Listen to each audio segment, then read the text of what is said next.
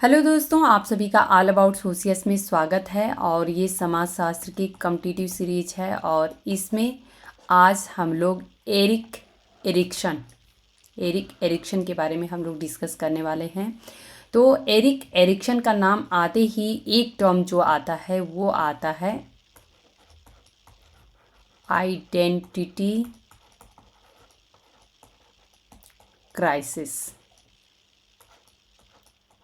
Identity crisis जो term है, इसको इजाद करने का श्रेय जो है, यानी कि जो हम इस थ्योरी को, आइडेंटिटी क्राइसिस आखिर में होता क्या है, तो इसको एरिक एरिक्सन ने ही गढ़ा था।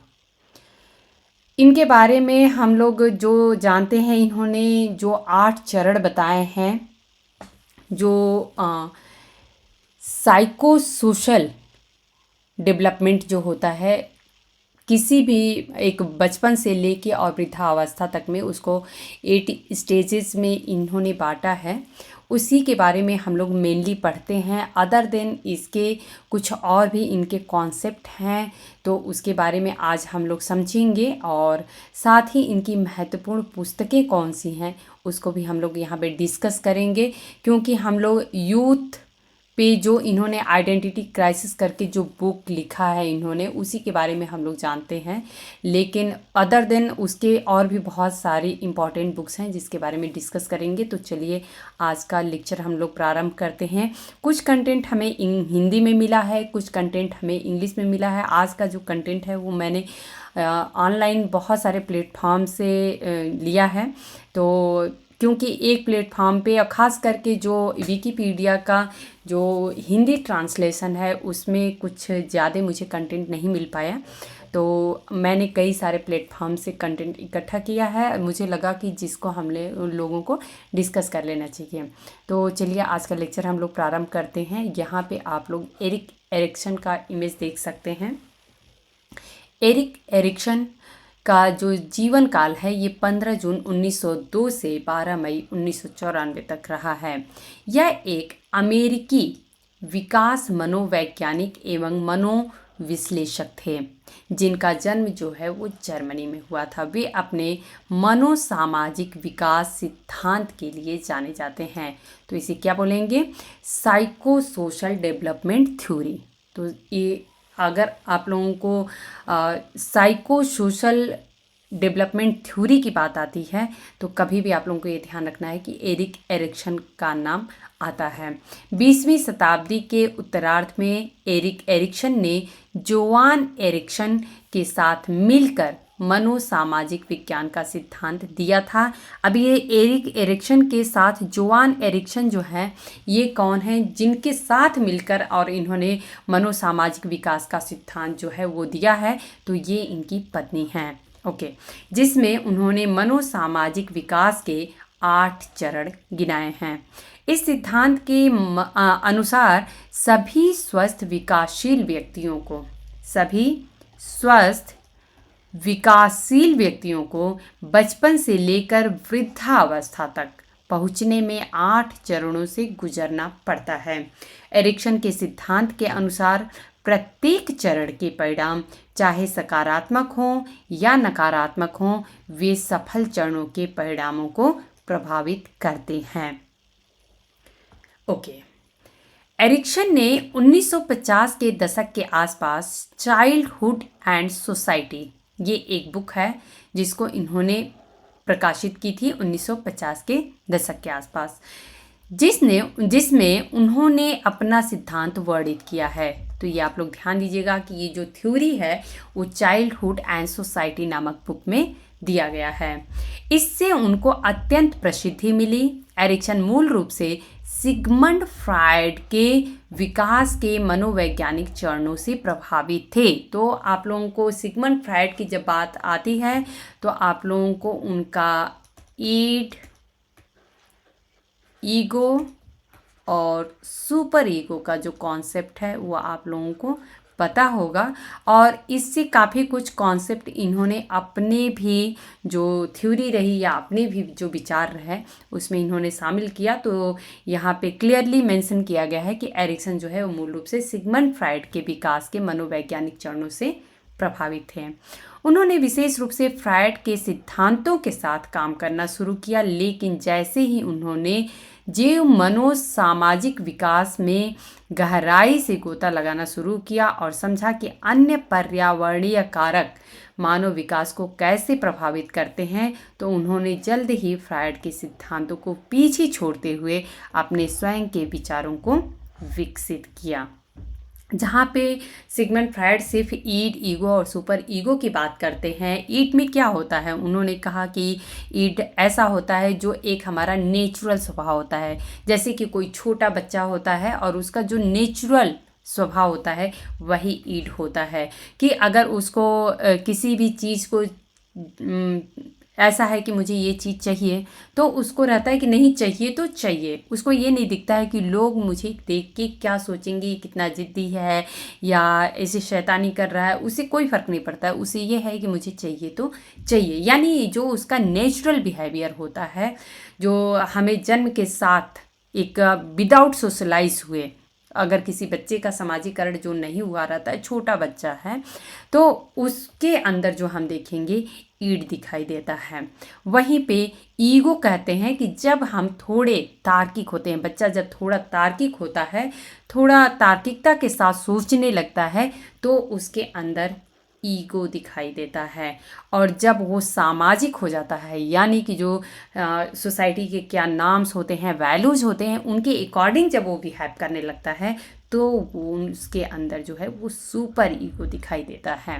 तो ईड, ईगो और सुपर ईगो का जो कॉन्सेप्ट है, ये सिगमंड फ्रायड के द्वारा दिया गया था और इससे एरिक्सन प्रभावित भी थे। लेकिन जब ये इसी कॉन्सेप्ट पे गहराई से काम करने लगे, जब साइको सोशल एनालिटिक करने लगे ये, तो फिर इन्होंने देखा कि इसके अलावा भी बहुत सारे फैक्टर्स हैं जिसे हमें समझने की ज़रूरत है कि किस प्रकार से किसी व्यक्ति के व्यक्तित्व का विकास होता है। क्योंकि इन्होंने बात की है, इनका जो फेमस कॉन्सेप्ट है आइडेंटिटी क्राइसिस का, वो इसी पे आधारित है। एरिक्सन ने इस मॉडल के लिए विभिन्न शब्दों का प्रयोग किया, जैसे जीव मनोसामाजिक सिद्धांत, एरिक्सन का मानव विकास का चक्र आदि। मनोसामाजिक विकास एरिक्सन का प्रयोग किया गया शब्द है। तो जो साइको सोशल डेवलपमेंट जो शब्द है, ये इन एरिक्सन के द्वारा ही प्रयोग किया गया है, ये आप लोग ध्यान रखिएगा। एरिक्सन के मनोसामाजिक विकास के प्रतिमान का बहुत महत्व है। यह सिद्धांत बाल विकास के साथ प्रौढ़ों के विकास में भी सहायक है। मनोसामाजिक अवस्थाओं की विशेषताएं आखिर में क्या होती हैं, तो इस थ्योरी के ही अनुसार इन्होंने बताने की कोशिश की। 8 स्टेजेस इन्होंने दिया है और इसी को हम लोग अपने समाजशास्त्र में पढ़ते हैं। जब भी एरिक एरिक्सन को पढ़ते हैं तो हम इनके जो 8 स्टेजेस दिए गए हैं, इसी को हम लोग सोचते हैं कि आखिर में जो मनोसामाजिक अवस्थाएं होती हैं, उनके 8 जो अवस्थाएं हैं वो कौन कौन सी हैं। एरिक्सन के मनोसामाजिक विकास सिद्धांत के अनुसार पूरा जीवन जो है, जीवन का विकास, ये 8 चरणों से होकर जाता है। प्रत्येक चरण में एक विशिष्ट विकासात्मक मानक होता है, जिसे पूरा करने में आने वाली समस्याओं का समाधान करना आवश्यक होता है। एरिक्सन के अनुसार समस्या कोई संकट नहीं होती है, बल्कि संवेदनशीलता और सामर्थ्य को बढ़ाने वाला महत्वपूर्ण बिंदु होती है। अब जैसे हमारे सामने कोई समस्या आती है, तो ऐसा तो है नहीं कि कोई मुसीबत आ जाती है, हमें उसे रिजॉल्व करना होता है कि हाँ, हम कैसे उस समस्या से निजात पा सकें या उससे छुटकारा पा सकें। समस्या का व्यक्ति जितनी सफलता के साथ समाधान करता है, उसका उतना ही अधिक विकास होता है। अब जैसे कि मान लेते हैं कि एक बहुत ही सिंपल सा एग्जांपल देते हैं कि अगर हमारे सामने एक चैलेंज है कि मुझे सुबह उठ के और 1 घंटे में खाना बनाना है। बहुत ही बेसिक मैं प्रैक्टिकल एग्जांपल दे रही हूँ कि 1 घंटे में हमें खाना बनाना है सुबह उठ के। तो ये जो हमारा, अगर मान लेते हैं कि हमें पता है कि मॉर्निंग हमको 7 to 8, मान लेते हैं 7 से 8 बजे के बीच में खाना हमें बना के रेडी करना है। तो बहुत सारे ऐसे लोग होंगे कि जिनको पता है कि हम सुबह नहीं उठ पाएंगे, वो शाम को ही अपना आधा प्रिपरेशन करके रखेंगे, क्योंकि 1 घंटे में तो कुकिंग टाइम ही चला जाता है। और हम कैसे फिर बाकी सारी चीज़ें, हमें सब्जियां काटना है, आटा गूंथना है, बहुत सारा काम है, तो कैसे करेंगे। तो कुछ महिलाएं या कुछ लोग जो भी हैं, इसमें जेंट्स भी हो सकते हैं, शाम को ही तैयारी करके रख देंगे कि सुबह उठेंगे और बस 7 बजे से 8 बजे के बीच में खाना बना लेंगे। कुछ लोग ऐसे होते हैं जैसे कि उनको लगता है कि हम रात को आटा गूंथ के फ्रिज में क्यों रखेंगे, वो 2 मिनट का काम है, हम सुबह में भी तुरंत तुरंत गूंथ सकते हैं, या सब्जियां हम फ्रेश काटेंगे और तुरंत तुरंत हम बना सकते हैं। तो वो क्या करेंगे, वो सुबह 6 बजे उठेंगे, 6 से 7 में प्रिपरेशन करेंगे और 7 से 8 में खाना बनाएंगे। या कुछ लोग ऐसे होते हैं जो पैरेलली उसको चैलेंज मान के चलते हैं कि 1 घंटे का टाइम है, क्या मैं 1 घंटे में खाना बना सकती हूँ या बना सकता हूँ, और चलो आज तो बना के ही रहूँगा। तो इस तरीके से वो आराम से अपना 7 o'clock किचन में घुसेंगे, आराम से जाएंगे, अपना तुरंत तुरंत कुकर उन्होंने चढ़ा दिया या कढ़ाई चढ़ा दिया, पैरेलली वो सब्जी काट रहे हैं, छौंका लगा रहे हैं, उधर आटा उन्होंने गूँथ के रख दिया, अपना पैरेलली रोटी भी बन गया, तो रोटी सब्जी भी बन गया उनका। वो 1 घंटे में ही सारे लोग अलग अलग तरीके से काम कर सकते हैं या अपना खाना बना सकते हैं। तो इस तरीके से हम देखेंगे कि जितनी सफलता के साथ हम किसी समस्या का समाधान करते हैं, उतना ही अधिक हमारा विकास होता है। अब इसका पहला स्टेज जो इन्होंने कहा है वो है विश्वास बनाम अविश्वास, जिसको हम होप कहते हैं, और इसे ट्रस्ट वर्सेस मिसट्रस्ट। ओके, यह एरिक्सन का पहला मनोसामाजिक चरण है, जिसका जीवन के पहले वर्ष में अनुभव किया जाता है। जो बच्चा जन्म लेता है और जन्म लेने से 1 वर्ष के अंदर बच्चों को अपने माता पिता को देखकर उचित स्नेह व प्रेम मिलता है, जो उनमें विश्वास का भाव विकसित करता है। तो आप लोग अक्सर करके देखेंगे, जो छोटे बच्चे होते हैं वो उन्हीं की गोद में जाएंगे जिन पे वो विश्वास करते हैं। उन्हें लगता है कि मैं इनकी गोद में जाके सेफ रह सकता हूँ, उनको ये अंदर की फीलिंग होती है। तो अक्सर करके आप लोग देखेंगे कि बच्चे जो होते हैं वो माता की गोद में जाते हैं, इवन अपने फादर के या और दूसरे की गोद में जाना पसंद नहीं करेंगे, माँ की गोद से दूर ही नहीं जाना चाहेंगे। कोई दूसरा गोद में ले लिया तो भी वो रोने लगेंगे, उन्हें माँ की ही गोद में जाना है, क्योंकि उन्हें ट्रस्ट है, ये विश्वास है कि मैं माँ के गोद में अपने सेफ हूँ। जब माता पिता बच्चों को रोते बिलखते व चिल्लाते छोड़ जाते हैं तो उनमें अविश्वास की भावना विकसित हो जाती है। अब बच्चों के अंदर ये होता है कि माँ बाप जो है वो हमारा पूरा प्रॉपर केयर करते हैं। छोटा बच्चा जो है वो अपने आप को सेफ महसूस करता है जब उसके मम्मी पापा उसके सामने दिखाई देते हैं। लेकिन यदि बच्चा कोई रो रहा है, जोर जोर से रो रहा है, सपोज माँ है वो मार दी या पिता है जो मार दिया या छोड़ के रोता हुआ चला गया, तो उस बच्चे में अविश्वास की भावना आ जाती है कि ये हमारी अच्छी केयर नहीं करते हैं। विश्वास के अनुभव के लिए शारीरिक आराम, कम से कम डर, भविष्य में कम से कम चिंता जैसी स्थितियों की आवश्यकता होती है। बचपन में विश्वास के अनुभव से संसार के बारे में अच्छे और सकारात्मक विचार, जैसे संसार रहने के लिए एक अच्छी जगह है, आधी उम्र भर के लिए विकसित हो जाते हैं। अब जो छोटा बच्चा है उसको जब ये विश्वास है कि मेरे माता पिता हैं और मैं इनके साथ सेफ हूँ, तो उसको ये फीलिंग आती है कि हाँ, ये दुनिया भी हमारे लिए सेफ है, मैं उनके साथ अच्छे से इस दुनिया में रह सकता हूँ। तो उसको एक पॉजिटिव फीलिंग आती है, एक पॉजिटिव विचार जो है, सकारात्मक विचार जो है उसके अंदर आता है। ओके, दूसरा जो स्टेज है उन्होंने बोला स्वायत्ता बनाम शर्म। इसमें विल की बात होती है, कर गुजरने की बात होती है कि हमको करना है या नहीं करना है। ओके, तो यहाँ पे ऑटोनॉमी यानी कि हमारे करने के जो एक होता है कि नहीं ये तो हम कर सकते हैं, और दूसरा होता है या फिर हम कहते हैं बच्चा हिचक रहा है। कुछ बच्चे होते हैं आप लोग देखेंगे कि दूसरों के सामने जाके और बिल्कुल फ्लुएंटली एकदम आराम से कुछ भी सुना रहे हैं, बोल रहे हैं, उनको अच्छा लग रहा है कि सामने वाला हमें रिस्पॉन्स कर रहा है और मैं तो ऐसे सुना सकता हूँ, तो वो बोलते हैं। लेकिन वहीं बहुत बच्चे वहीं पे होते हैं जो हेजिटेट करते हैं, उनको शर्म आती है कि नहीं मैं उनके सामने कैसे बोल सकता हूँ, पता नहीं वो मेरी बात का मजाक उड़ा दिए तो इस तरीके की फीलिंग आती है। एरिक्सन के द्वितीय विकासात्मक चरण में यह स्थिति शैशवावस्था के उत्तरार्ध और बाल्यावस्था के बीच होती है, जिसमें 1 से 3 वर्ष का टाइम होता है।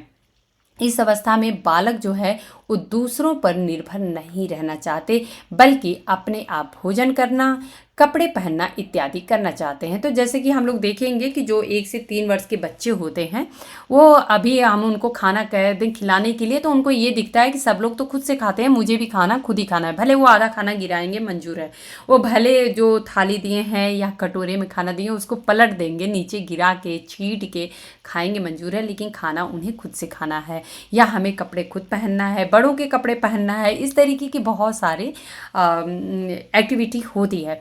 वे स्वतंत्र रूप से कार्य करना चाहते हैं। आप लोग अक्सर करके ऐसा देखेंगे इस वर्ष के बीच में, 1 से 3 वर्ष के बीच में जो बच्चे होते हैं, तो आप लोग देखेंगे कि अगर छोटे बच्चों को कोई जो घर के गार्जियन होते हैं या माँ बाप हैं, दादा दादी हैं, उनको घर से बाहर अगर घुमा देते हैं तो उनको डेली जो है उनको घर से बाहर जाना है।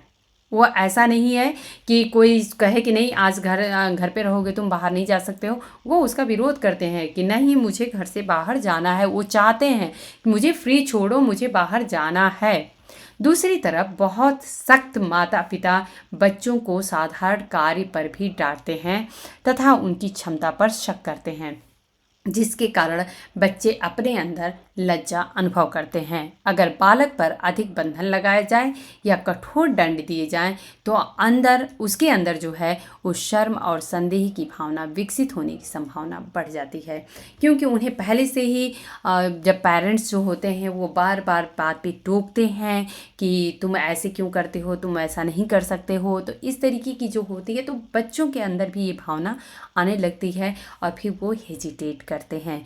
मीन्स यहाँ पे ये एरिक्सन बताना चाह रहे हैं कि किस तरीके से किसी भी व्यक्ति के व्यक्तित्व का जो निर्माण होता है वो बचपन से भूमिका निभाई जाती है जो वृद्धावस्था तक उसके साथ रहती है। तीसरा जो स्टेज है, इन्होंने बोला कि पहल बनाम अपराध बोध, यानी कि इनिशिएटिव वर्सेस गिल्ट। यानी इनिशिएटिव मीन्स हम खुद करना चाहते हैं, आगे बढ़ के आके और काम करना, या फिर हमें गिल्टी महसूस होती है, हम नहीं करना चाहते हैं। तो ये पर्पज में होता है। ओके, एरिक्सन के विकास का तीसरा चरण जो है वो शाला जाने के प्रारंभिक वर्ष के बीच होता है, जब बच्चे स्कूल जाना प्रारंभ करते हैं।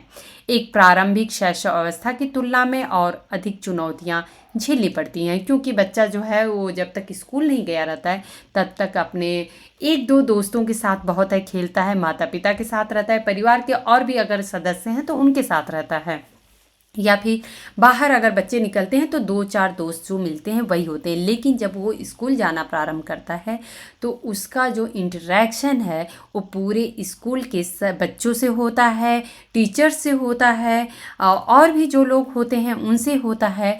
इन चुनौतियों का सामना करने के लिए एक सक्रिय और प्रयोजनपूर्ण व्यवहार की आवश्यकता होती है। इस उम्र में बच्चों को उनके शरीर, उनके व्यवहार, उनके खिलौने और पालतू पशुओं के बारे में ध्यान देने को कहा जाता है। इसीलिए आप लोग देखेंगे स्कूल में भी इस तरीके की ही पढ़ाई करवाई जाती है कि जिससे कि बच्चे जो हैं वो उनके अपने किस तरीके से उनका टेक केयर करना है, उनको साफ़ सफाई कैसे रखना है, उनको एक दिन में 2 बार ब्रश करना चाहिए, उनको डेली नहाना चाहिए, अपने नाखून काटने चाहिए। इस तरीके की सारी चीज़ें जो हैं वो स्कूल में सिखाई जाती हैं। उनको बड़ों से कैसे व्यवहार करना है, माता पिता की मदद करनी है, और हमें जो पालतू पशु होते हैं उनके साथ हमें दया के साथ व्यवहार करना चाहिए, उनका टेक केयर करना चाहिए। तो इस तरीके के जो फैक्ट्स होते हैं वो स्कूल में बच्चों को इंट्रोड्यूस किए जाते हैं, सिखाए जाते हैं। अगर बालक गैर जिम्मेदार है और उसे बार बार व्यग्र किया जाए तो उनके अंदर असहज अपराध बोध की भावना उत्पन्न हो जाती है। अगर कोई बच्चा सपोज कि स्कूल में होमवर्क करके नहीं जाता है, या टीचर ने कोई काम दिया और वो नहीं करके गया, फिर टीचर उसको डांट रहा है, पीट रहा है, या उसको इस तरीके से बोल रहा है कि तुम हमेशा ऐसे गैर जिम्मेदाराना काम करते हो, तुम कभी कर नहीं सकते हो, तो उसको जो है अपराध बोध महसूस होता है और इस तरीके से वो अपनी पर्सनालिटी में उसको इंक्लूड करता जाता है, जोड़ता चला जाता है। एरिक्सन का इस चरण के प्रति एक सकारात्मक दृष्टिकोण है। उनका यह मानना है कि अधिकांश अपराध बोध की भावनाओं के प्रति तुरंत पूर्ति की उपलब्धि की भावना द्वारा की जा सकती है। ओके, नेक्स्ट हम लोग देखेंगे परिश्रम या फिर उद्यम बनाम हीन भावना, यानी कॉम्पिटेंस की बात हो रही है, इंडस्ट्री वर्सेस इंफीरियरिटी। ओके, यह एरेक्शन का चौथा विकासात्मक चरण है जो कि बाल्यावस्था के मध्य में यानी कि प्रारंभिक वर्षों में परिलक्षित होता है। बालक द्वारा की गई पहल से वह नए अनुभवों के संपर्क में आता है। वह जैसे जैसे वह बचपन के मध्य और अंत तक पहुंचता है, तब तक वह अपनी ऊर्जा को बौद्धिक कौशल और ज्ञान से हासिल करने की दिशा में मोड़ देता है, यानी वो थोड़ा थोड़ा लॉजिकल होने लगता है। अभी हम जैसे बोलते हैं, कभी कोई जैसे छोटा बच्चा है, हम उसको बार बार बोलेंगे बेटा ये गर्म है, इसको नहीं छूना, आप जल जाओगे, तो उसको नहीं समझ में आएगा। लेकिन एक बार जब खुद जल जाएगा वो, तो दोबारा उसको नहीं छूना चाहेगा, यानी कि उसको ये लॉजिकली समझ में आ जाता है कि हाँ, अगर हम गैस पर से तुरंत कोई बर्तन उतर रहा है और गर्म होता है वो, हम उसको छुएंगे तो हम जल जाएंगे। तो इस तरीके की फीलिंग उसके अंदर आने लगती है, लॉजिकली तार्किक रूप से वो जोड़ के उसको समझने लगता है। बाल्यावस्था का अंतिम चरण जो होता है वो कल्पनाशीलता से भरा हुआ होता है, यानी उनके पास दुनिया भर की इमेजिनेशन होती है। आप लोग आज के समय में अगर देखेंगे तो इतने सारे कार्टून कैरेक्टर्स हो गए हैं। बच्चे जो होते हैं वो कोई आयरन मैन बना घूमता है, कोई स्पाइडर मैन बना घूमता है, अलग अलग तरीके के कैरेक्टर में बच्चे रहना चाहते हैं। तो इस तरीके से हम ये भी देखेंगे कि जब बच्चे खेलने जाते हैं तो आप लोग देखेंगे कि सपोज अगर फुटबॉल पसंद है या क्रिकेट पसंद है, जो भी गेम पसंद है, उसके अगर किसी बहुत अच्छे प्लेयर का उनको नाम पता है तो वो उस तरीके से एक्ट भी करना चाहेंगे और बताना चाहेंगे कि मैं यही हूँ। तो उस तरीके से भले उतना वो न कर पाए, वो तो कर ही नहीं सकते हैं, लेकिन उनको ये रहेगा कि वो उस तरीके से करना चाहते हैं। यह समय बालक के सीखने के प्रति जिज्ञासा का सबसे अच्छा समय होता है। इस आयु में बालक के अंदर हीन भावना यानी अपने आप को अयोग्य और असमर्थ समझने की भावना जो होती है, ये विकसित होने की संभावना रहती है कि वो सोच सकते हैं कि मैं ये कर सकता हूँ या मैं ये नहीं कर सकता हूँ। अगला और सबसे इम्पॉर्टेंट जो स्टेज आता है वो है फिडेलिटी का। इसमें आइडेंटिटी वर्सेस रोल कन्फ्यूजन का होता है, यानी पहचान बनाम पहचान भ्रांति। इस स्टेज में आने के बाद से बच्चे को ये लगता है कि हमारी पहचान खुद कुछ होनी चाहिए, हम सबके अनुसार चल रहे हैं, आखिर में हमारी भी तो कुछ आइडेंटिटी होनी चाहिए। और जहाँ पे अगर उनको अपनी आइडेंटिटी बनाने में अगर वो सक्सेस हैं देन तो ये पॉजिटिव है, अदरवाइज उन कंफ्यूज हो जाते हैं कि क्या मैं ये कर सकता हूँ या नहीं कर सकता हूँ। यह एरिक्सन का 5वां विकासात्मक चरण है जिसका अनुभव किशोरा अवस्था के वर्ष में होता है। यहाँ पे आप लोग देखिएगा, थोड़ा करेक्ट कर लीजिएगा। तो किशोरावस्था यानी जो एडोल्सन का जो एज होता है, तो उसमें जिसमें हम टीनेजर्स कहते हैं, उसमें हम देखेंगे कि आइडेंटिटी क्राइसिस का या अपनी आइडेंटिटी बनाने का जो स्टेज होता है देखने को मिलता है। इस समय व्यक्ति को इन प्रश्नों का सामना करना पड़ता है कि आखिर वो कौन है। वो सोचते हैं कि आखिर मैं कौन हूँ, मैं किससे संबंधित हूँ, मैं करना क्या चाह रहा हूँ और उसका जीवन कहाँ जा रहा है, आखिर में मैं किस दिशा में जा रहा हूँ, मेरी पहचान क्या है, मेरी पसंद क्या है, क्या मैं अपने पसंद के हिसाब से अपनी लाइफ जी पा रहा हूँ या नहीं जी पा रहा हूँ। ये सारी क्वेश्चन जो है उनके मन में उठता है। किशोरों को बहुत सारी नई भूमिकाएं और वयस्क की स्थितियों का सामना करना पड़ता है, जैसे व्यावसायिक और रोमांटिक भी। आप लोग देखेंगे अक्सर करके जो एक अफेयर का जो स्थिति आता है, जब बच्चे कॉलेजेस में जाते हैं तो वहाँ से ये माहौल ज़्यादा देखने को मिलता है। तो अलग अलग तरीके के, या फिर हम ये देखेंगे कि उस समय बच्चे जो अपनी आइडेंटिटी बनाने में लगे रहते हैं, उनको ये दिखता है कि मुझे कौन सी जॉब में जाना चाहिए, किस फील्ड में जाना चाहिए, क्या मुझे मेडिकल चूज़ करना चाहिए, क्या मुझे इंजीनियरिंग चूज़ करना चाहिए, या फिर मुझे किधर जाना है, मुझे बनना क्या है, आखिर में मेरा इंटरेस्ट क्या है। ये सारे क्वेश्चन उस समय उनके दिमाग में राइज होते हैं।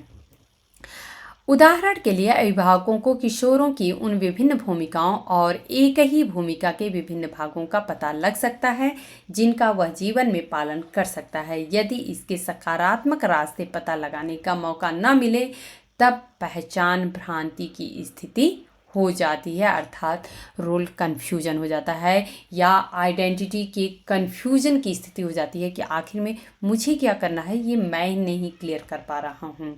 ओके, अगला स्टेज हम लोग देखेंगे आत्मीयता बनाम अलगाव। इसमें हम लव की स्थिति यानी कि प्यार की स्थिति, प्रेम की स्थिति हम देखेंगे। Intimacy versus isolation. यहाँ पे हम कहेंगे कि एक बच्चा जो है वो अभी मेच्योर हो चुका है।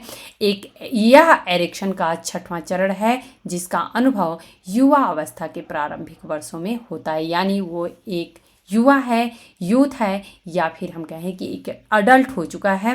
तो अडल्ट तो नहीं बोलेंगे, अडल्ट के जस्ट पहले का जो स्टेज होता है, जो हम एक टीनेज से फ्री हुए हैं और कम्प्लीटली हम एडल्ट भी नहीं हो चुके हैं, तो इस युवा अवस्था की स्थिति जो कि प्रारंभिक होती है उसमें हमको ये स्थिति देखने को मिलती है।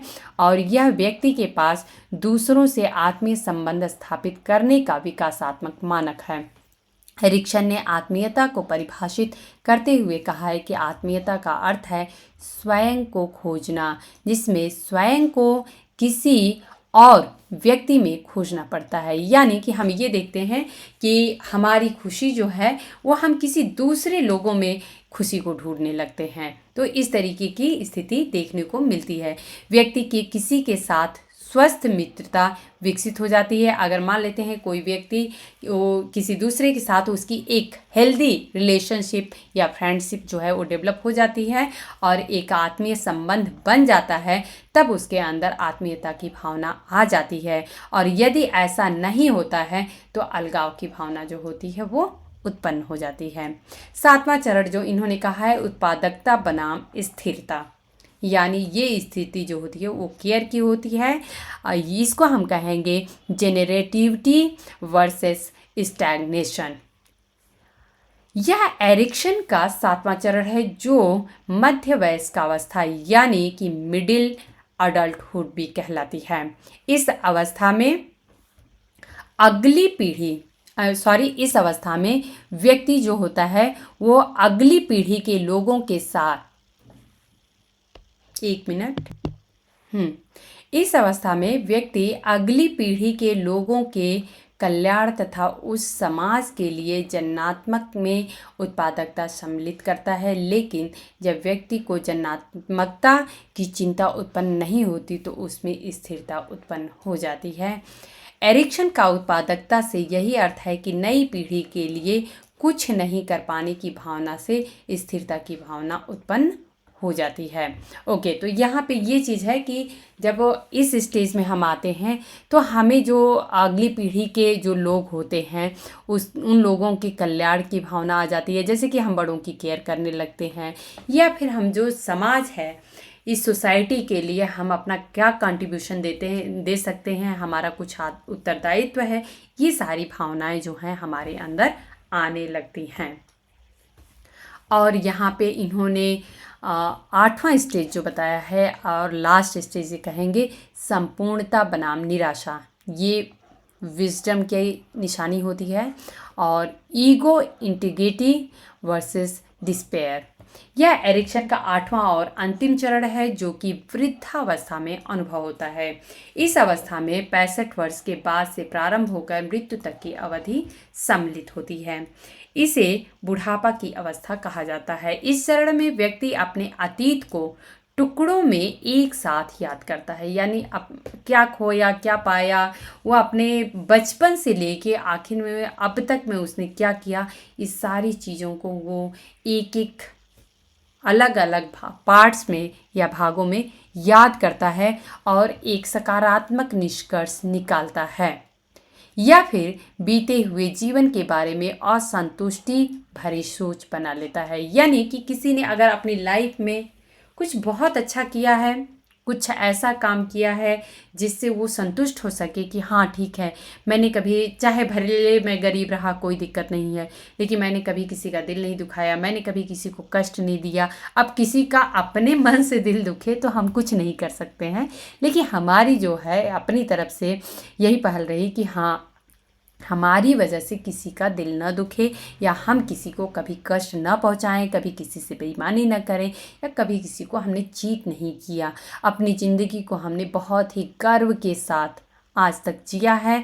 अगर इस तरीके की सोच है तो वो एक सकारात्मक निष्कर्ष निकालता है कि हमारा जीवन जो है वो सफल रहा है। लेकिन अगर इन सारी कसौटियों पे अगर वो खरा नहीं उतरता है, उसे लगता है कि मैंने अपनी लाइफ में ऐसा कुछ भी नहीं किया जिससे कि मैं दूसरों को खुशी दे सकूं, या मैं हमेशा दूसरों को कष्ट देता रहा, या मेरी अपनी खुद की ऐसी रहन सहन थे, हमारा व्यवहार था जिससे कि लोग दुखी रहे, तो इस तरीके से देखेंगे कि वो असंतुष्टि भरी सोच बना लेता है कि मेरा लाइफ जो है वो ऐसे ही बेकार चला गया।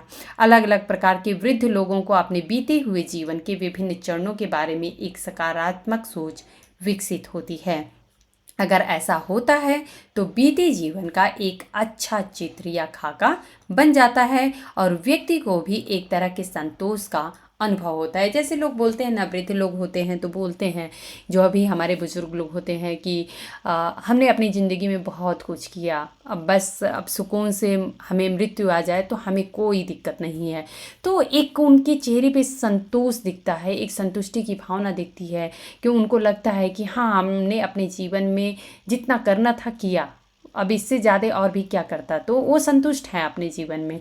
लेकिन वहीं पे अगर ऐसा नहीं होता है तो फिर एक हम देखेंगे पूरी ज़िंदगी से एक निराशा की भावना झलकती है, संपूर्णता की भावना का अनुभव होता है।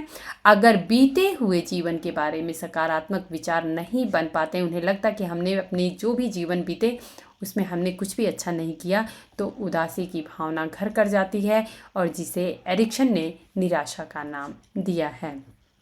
तो ये इनके 8 स्टेजेस हैं जो कि आप लोगों को पता भी है, बट फिर भी आप लोग बहुत ही इसमें एकदम सिंपल तरीके से बताया गया है, और आप लोग चाहिए तो इसको एक बार रिवाइज कर सकते हैं। यहाँ पे एक 9वां चरण जो है वो जोम एम एरिक्सन जो है, इनकी पत्नी, जब इनका डेथ हो जाता है, मृत्यु हो जाता है, तो एक 9वां चरण जो है वो जोड़ने की कोशिश की थी। जो एरिक एरिक्सन की पत्नी और सहयोगी थी, इन्होंने 9वां चरण इसमें जोड़ा। इसके बारे में उन्होंने कहा कि जब व्यक्ति 80 से 90 वर्ष पार कर लेता है तब नई आवश्यकताएं उसकी होती हैं, नए पूर्व मूल्यांकन होते हैं और दैनिक समस्याएं आने लगती हैं। इन नई चुनौतियों के लिए 9वें चरण के निर्माण की आवश्यकता है, ये कहती हैं जोम एम एरिक्सन, जो कि एरिक एरिक्सन की पत्नी थी। ओके, और ये जो चरण है वो इसके बारे में तब लिख रही थी जब वह खुद 93 वर्ष की थी, यानी कि उस स्टेज को, उन ज़रूरतों को, उस स्टेज की ज़रूरतों को वो महसूस कर रही थी, और उनको लग रहा था कि एक चरण इसमें और ऐसा होना चाहिए जिसमें हम देखेंगे कि उस उम्र में हमें लगता है कि लगभग मान लीजिए कि इस एज तक में 80 के पहले तक का जो उम्र है इसमें तो हम खुद सोचते हैं, लेकिन जब 80 के बाद का या 90 के बाद का जो उम्र होता है उसमें तो हमारी अपनी खुद की नई आवश्यकताएं होती हैं, क्योंकि हम लोगों, दूसरे जो हमारे बच्चे होते हैं या जो हमारे वेल विशर्स होते हैं, हम उन पे डिपेंड होते हैं, हमारी अपनी डेली रूटीन की अलग सी समस्याएं होती हैं। तो इन सारी चुनौतियों के बारे में इन्होंने कहा कि एक और स्टेज को इसमें जोड़ने की ज़रूरत है। ओके, जबकि हम एरिक एरिक्सन का जो है वो 8 चरण ही मानते हैं। एरिक्सन का मानना है कि विभिन्न चरणों में आने वाली समस्याओं का उचित समाधान हमेशा सकारात्मक नहीं हो सकता है। कभी कभी समस्या के ऋणात्मक पक्षों से परिचय भी अपरिहार्य अर्थात जरूरी होता है। अब जैसे होता है ना, छोटे बच्चे हैं और वो हमेशा बहुत ज़्यादा शैतानी करते हैं, तो हम उनको सह नहीं दे सकते हैं, हम उनको डांटना ज़रूरी है, उनको डिसिप्लिन बताना ज़रूरी है, तभी हमें लगता है कि वो सोसाइटी में जो सोशल नॉर्म्स होंगे, वैल्यूज़ होंगे, वो उनको सही तरीके से एक्सेप्ट कर सकते हैं और उसके अनुसार अपनी लाइफ को सर्वाइव कर सकते हैं। उदाहरण के लिए, आप जीवन की हर स्थिति में सभी लोगों पर एक जैसा विश्वास नहीं कर सकते हैं। फिर भी चरण में आने वाली विकासात्मक मानक की समस्या के सकारात्मक समाधान से ही होती है। उसके बारे में सकारात्मक प्रतिबद्धता प्रभावी होता है। जैसे कि अभी हम लोग किसी भी समस्या को हम देखते हैं तो हम लोग यही कहते हैं कि हम इसके निगेटिव पहलू को क्यों देख रहे हैं, हम इसको पॉजिटिवली सोचें ना। तो शायद अगर कोई चीज़ नहीं हुई है या कोई चीज़ हो रही है, हमारे साथ बुरा हो रहा है, तो शायद हमारे किसी अच्छे के लिए ही हो रहा है। ऐसा भी हम सोचते हैं, पॉजिटिवली सोचते हैं। पॉजिटिवली सोचते हैं तो टेंशन कम होता है। वहीं पे अगर हम उसके लिए निगेटिवली सोचेंगे कि सिर्फ हमारे साथ ही ऐसा होता है, मेरी किस्मत ही ख़राब है, या हम उस पर रो रहे हैं अपनी किस्मत पे, हमारी ज़िंदगी किसी काम की नहीं रही, तो फिर हम देखेंगे कि हमारा पूरा जो विचार है वो निगेटिविटी से भर जाता है। इनके जो विकासात्मक चरण के जो इनके अपने विचार थे, इस पे आलोचना भी बहुत हुई, तो इसको भी हम लोग देखेंगे। आलोचकों का मत है कि एरिक्सन ने आवश्यकता से अधिक आशावादी दृष्टिकोण अपनाया है, जिससे उनके सिद्धांत में अव्यावहारिकता झलकती है। लेकिन एरिक्सन ने इस आलोचना का खंडन किया है। कुछ मनोवैज्ञानिकों का मत है कि एरिक्सन के सिद्धांत में जितने तथ्यों की व्याख्या की गई है, उनका कोई प्रयोगात्मक समर्थन भी नहीं है।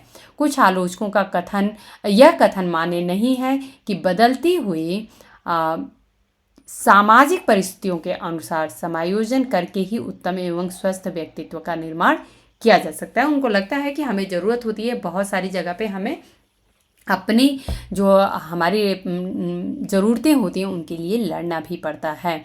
सूच के अनुसार अंतिम मनोसामाजिक अवस्था की व्यवस्था जो है वह अधूरी और असंतोषजनक है। यानी जो 8वां स्टेज है उसके लिए सूच ने क्रिटिसाइज़ किया। आलोचकों का मानना है कि अंतिम अवस्था में व्यक्ति में विकास उतना संतोषजनक नहीं होता जितना कि एरिक्सन के अहम संपूर्ण के संप्रत्यय से संकेत मिलता है। ओके, यहाँ से अब हम लोग थोड़ा सा इनका कुछ और भी थ्योरी है। जैसा कि मैंने आप लोगों को बताया कि सिगमंड फ्रायड से भी ये काफ़ी ज़्यादा प्रभावित थे। तो theories of development and the ego, इसके बारे में भी एरिक्सन के कुछ अपने विचार हैं, इसको हम लोग यहाँ पे समझेंगे। ये कंटेंट मुझे इंग्लिश में मिला है। एरिक्सन अच्छा, यहाँ पे मैं एक बात और बता दूँ कि मैंने यहाँ पे इंग्लिश में कंटेंट इसलिए मेंशन नहीं किया क्योंकि आप लोगों को जो स्टेजेस हैं वो चाहे हिंदी में हो चाहे इंग्लिश में हो, सबको समझ में आता है कि हाँ आखिर में किस स्टेज को कैसे उन्होंने बताया है।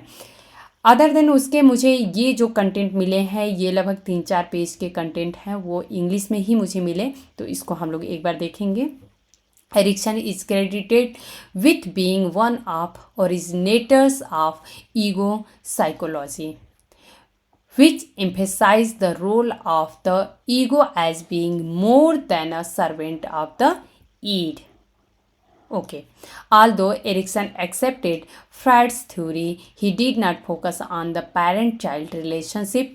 इन्होंने भले ही फ्रायड की थ्योरी को एक्सेप्ट किया था या उनको काफ़ी ज़्यादा उससे प्रभावित हुए थे, लेकिन जो पेरेंट चाइल्ड यानी माता पिता और बच्चों का जो रिश्ता होता है उस पर उन्होंने फोकस नहीं किया था and gave more importance to the role of the ego. तो इन्होंने जो ईगो का रोल है यानी कि जो लॉजिकली सोचता है, तार्किक रूप से सोचता है, उस पे इन्होंने ज़्यादा फोकस किया था। Particularly the persons progression as self, यानी व्यक्ति अपने बारे में, खुद के बारे में क्या सोचता है, समझता है। According to Erikson, the environment in which a child live was crucial to providing growth, adjustment, a source to self awareness and identity.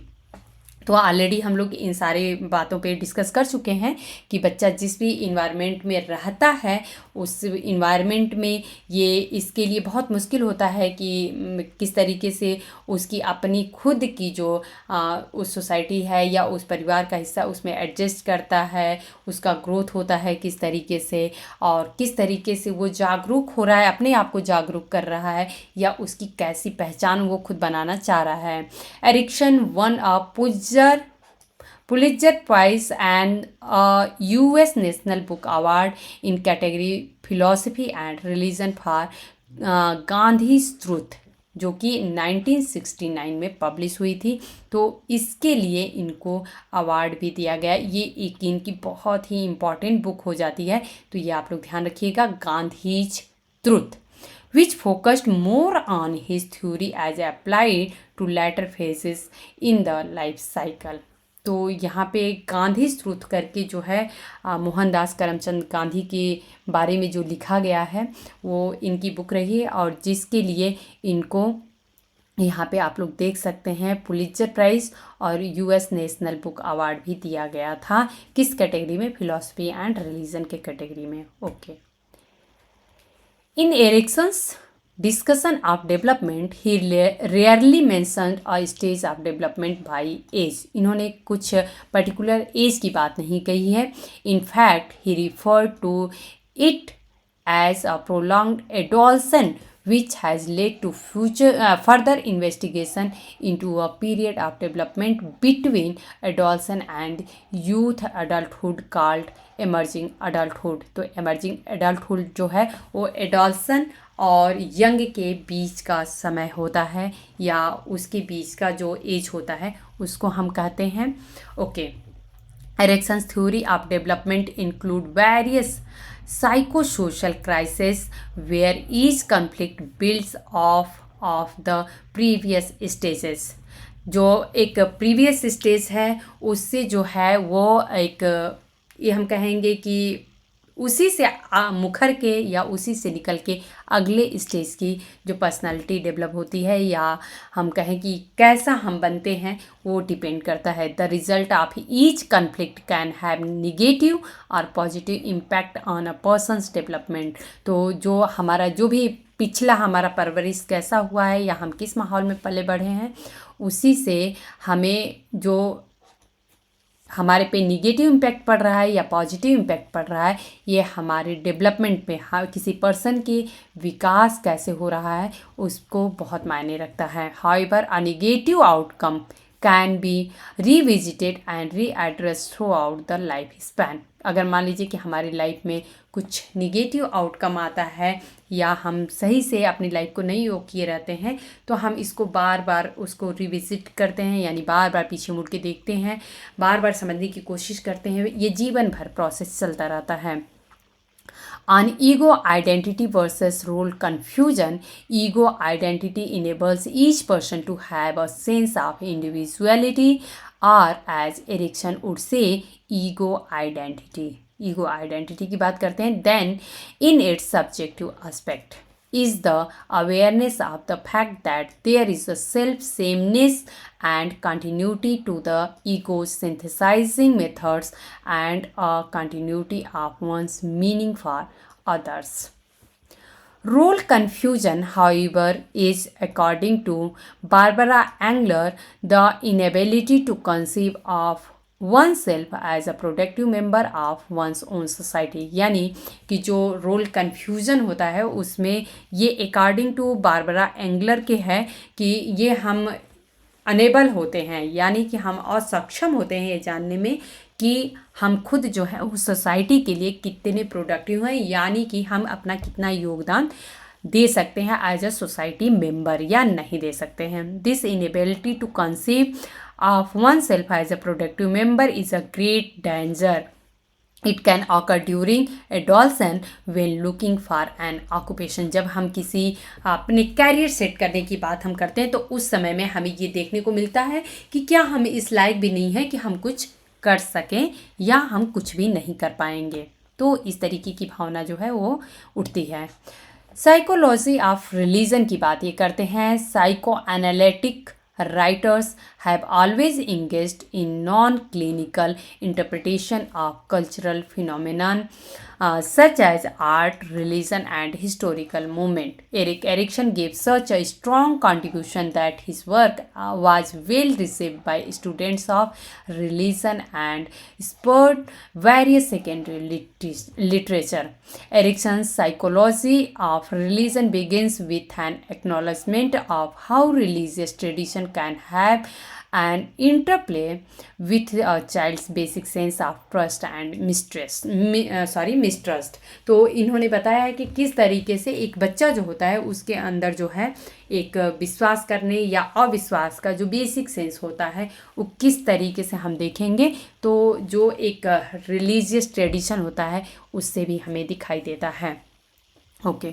With regard to Erickson's theory of personality as expressed in his 8 stages of the life cycle, each with their different tasks to master, each also included a corresponding virtue as mentioned above, which form a taxonomy for religious and ethical life.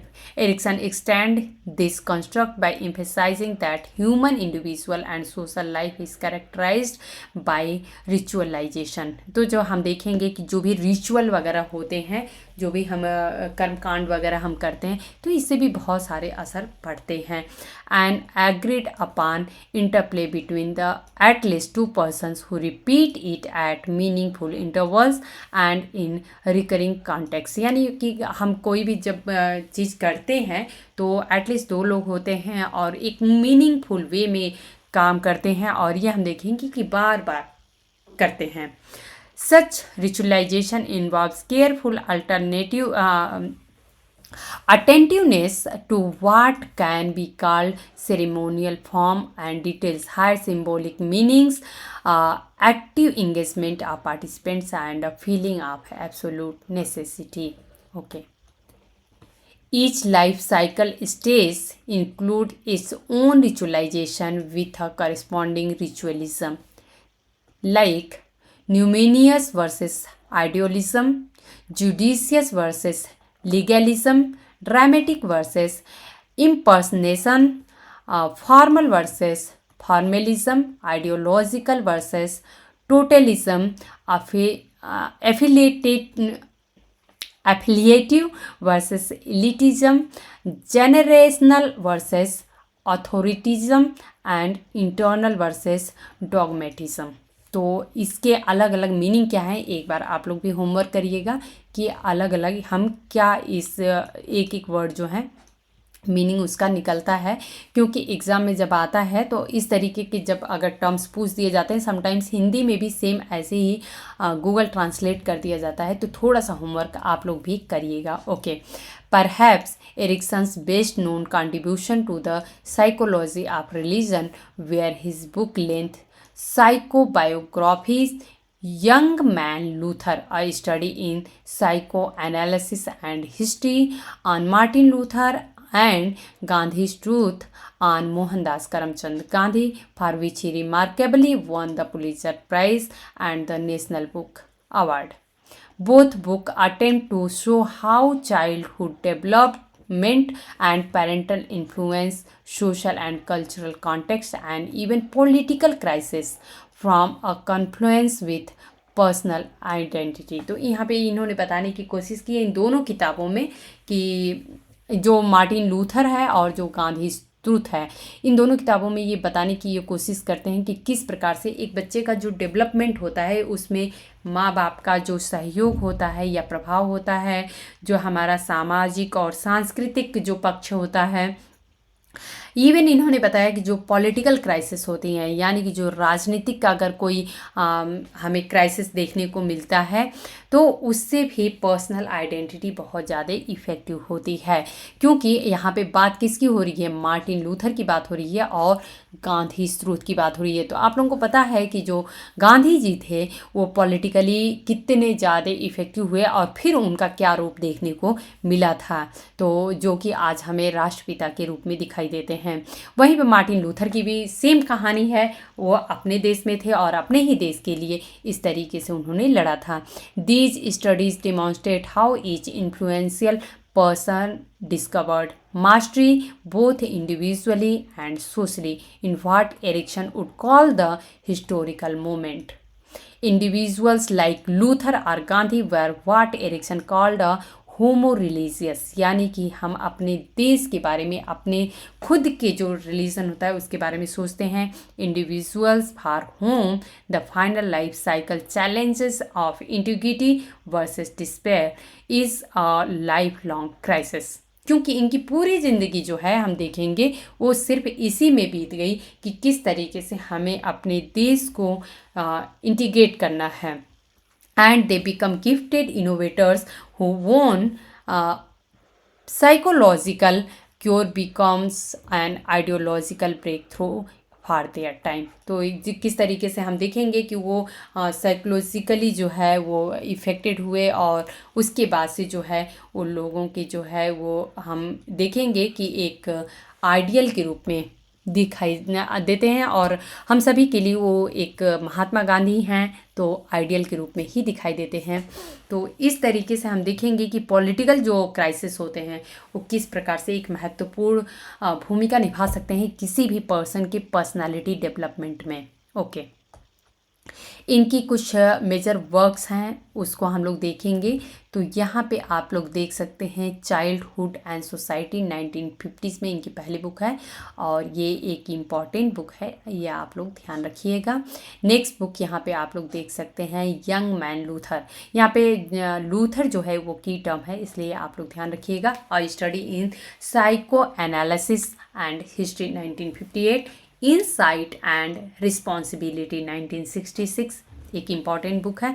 और इनकी very very important book जो है वो है identity youth and crisis 1968, Gandhi's truth on the origins of militant non violence 1969, life history and the historical movement, ये है 1975 में publish हुई। Try and reasons stages in the ritualization of experience 1977। तो अगर कभी क्वेश्चन में ऐसा पूछ दिया गया कि एरिक एरिक्सन ने रिचुअलाइजेशन पे यदि कोई बुक लिखी है तो वो बुक कौन सी है, या रिचुअलाइजेशन के स्टेजेस की बात उन्होंने किस में की है, तो ये बुक है ट्वाइस एंड रीजन्स। ये आप लोग ध्यान रखिएगा, इसके लिए ये बुक जो है इम्पॉर्टेंट हो जाती है। Adulthood, okay, vital involvement in old age, तो ये है जो ये अपनी पत्नी के साथ लिखते हैं और एच क्यूनिक के साथ में लिखते हैं। एरिक्सन की एक और बुक है, एक द लाइफ साइकिल 1997। ओके, तो दोस्तों ये कुछ बुक थे, और भी इनके कुछ सेलेक्टेड वर्क्स हैं, कलेक्शन, ये हम लोग देख लेंगे। तो identity and the life cycle ये सेलेक्टेड पेपर्स हैं, 1959 में पब्लिश हुए थे। A way of looking at things, ये भी सेलेक्टेड पेपर्स हैं जो कि 1930 से 1980 के बीच के हैं। तो दोस्तों अभी हम लोग बुक के कुछ फ्रंट पेज कवर हैं वो हम लोग देखेंगे। यहाँ पे आप लोग देख सकते हैं चाइल्डहुड एंड सोसाइटी, यहाँ पे बुक का नाम तो नहीं लिखा हुआ है, बट ऐसे ही हमको मिला, हम चाइल्डहुड एंड सोसाइटी मुझे फ्रंट पेज कवर के रूप में नहीं दिखा, बट यहाँ पे आप लोग ध्यान रखिएगा। Okay, identity youth and crisis most important book इनकी, ये तो आप लोगों को बिल्कुल पता है क्योंकि इनकी थ्योरी ही इसी बुक से दिया गया है। ओके, थ्योरी तो इस बुक से नहीं दिया गया है, ये कह सकते हैं कि थ्योरी जो है वो इसी बुक में लिखा गया है या इसी बुक में दिया गया है। Okay, the life cycle completed, ये बुक है 1982 में। Identity and the life cycle, young man Luther, Gandhi's truth. Next हम लोग देखेंगे life history and the historical moment, the challenge of youth. Okay, try and reasons, twice and reasons ये है 1977 का book है इनका। Okay, a way of looking at things 1987। Okay, book जो यहाँ पे ईयर मेंशन होता है उस पर आप लोग नहीं ध्यान दीजिएगा, बल्कि मैं जो लिस्ट में जो दी रहती हूँ उसको आप लोग ज़रूर ध्यान दीजिएगा। हो सकता है समटाइम्स यहाँ पे गलत दे सकता है या री एडिट किया गया रहता है बुक को, तो वो ईयर भी मेंशन हो सकता है, बट आप लोग जो लिस्ट दी रहती हूँ मैं वहाँ पर आप लोग ज़रूर ध्यान दिया करिए। ओके, यहाँ पर vital involvement in old age, यहाँ पे आप लोग नेक्स्ट बुक देख रहे हैं the Erik Erikson reader, dimensions of our new identity, youth, change and challenge, insight and responsibility, और नेक्स्ट बुक है in search of common ground. ये ग्राउंड लिखा हुआ है इसलिए आप लोग इसको ध्यान दीजिएगा, कॉमन GROUND ग्राउंड। ओके तो दोस्तों आज हम लोग एरिक एरिक्सन के बारे में डिस्कस किए, और आई होप कि आज का लेक्चर आप लोगों को इन्फॉर्मेटिव लगा हो, और मिलते हैं हम लोग नेक्स्ट लेक्चर में। तब तक आप लोग पढ़ते रहिए, और बिल्कुल आप लोग एग्ज़ाम के डेट के लिए आप लोग वरी नहीं हुए, डेट तो आ ही चुका है आप लोगों को, भले आयोग की तरफ से कोई कंफर्मेशन नहीं हुआ है बट डेट तो आ चुका है। प्लस आप लोगों को जो हमारे साथ ही UGC नेट के लिए अगर जुड़े हुए हों तो नेट का भी एग्ज़ाम हो ही जाएगा। इसके लिए आप लोग कभी भी डेट का वेट नहीं किया करिए, बल्कि मैं यही कहूँगी कि आप लोग अपनी तैयारी जस्ट डेली ऐसे ही, ठीक है, मान लेते हैं कि और भी कुछ हम चीज़ें बहुत सारी देखते रहते हैं, 1 घंटे कोई हम प्रोग्राम ही देख लेते हैं, या फिर हम कुछ यूट्यूब पे कुछ ऐसा देख लेते हैं, तो 1 घंटे तो ऐसे ही बीत जाते हैं। बेहतर है कि 1 घंटे आप लोग डेली, ज़्यादा नहीं, 1 घंटे 2 घंटे इस पर भी आप लोग टाइम देंगे तो आप लोगों की प्रिपरेशन जो है रूटीन में रहेगी और अच्छी होती चली जाएगी। तो मिलते हैं नेक्स्ट लेक्चर में। धन्यवाद।